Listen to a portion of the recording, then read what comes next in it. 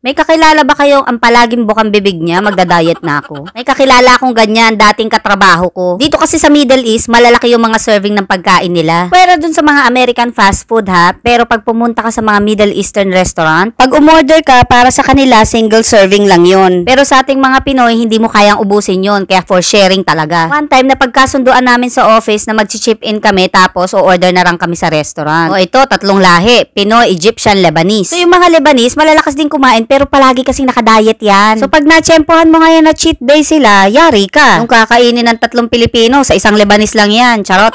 Pero most of the week, gulay-gulay lang yan. O syempre tayo mga Pinoy, maliliit lang naman tayo kumain ang sisexy pa. O eto ngayon yung pangatlong lahi na nag-ambag, Egyptian. Tip ko sa inyo, doblehin o triplehin nyo yung singil sa kanila. Kasi subok na na yan. One time, dumating yung pagkain namin. 3 tray ng pagkain, pero pare-pareho lang yung serving. Malalaki. Unang tray, 2 Lebanese. Sabi, cheat day na lang daw nila para maubos kasi ang dami talaga. Pangalawang tray, 3 Pilipino. 3 na kami, nahirapan pa rin kaming ubusin. Pinag-uusapan na nga namin kung sino yung mag-uuwi nung tira kasi sayang naman. O ito ngayon, yung huling tray, mag-isa lang siya, Egyptian. Tahimik lang na kumakain sa tabi. Masarap panoorin kumain yun, magugutom ka talaga. Minsan ayaw nga kasama ng mga Lebanese kumain yun kasi pag nakadiet sila, mapapa-order talaga sila. Maya-maya, sarap ng kwentuhan at saka tawanan namin lahat. Nakita namin yung tray niya, ubus na.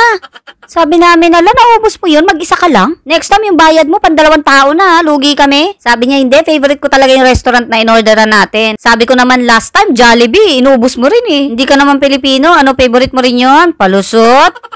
O next time, sabi niya, magda-diet na raw siya. The next day, sabi niya, oy, may baon ako, salad lang. O syempre, kami din naman super proud. Hindi rin naman kasi talaga maganda na ganong karami yung kinakain niya. Nasa lunch pa lang kami, may dinner pa.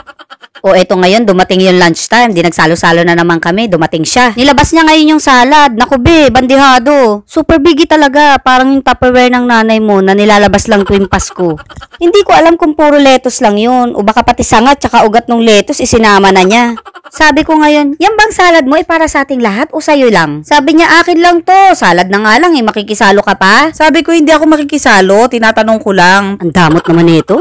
Kaya mo bang ubusin mag-isa yan? Sabi niya, oo, teka may baon akong tuna, pan-toppings, ilalagay ko lang. Uy hala, tutunahan pa niya. Diet daw, salad-salad, yung serving mo naman pang isang pamilya.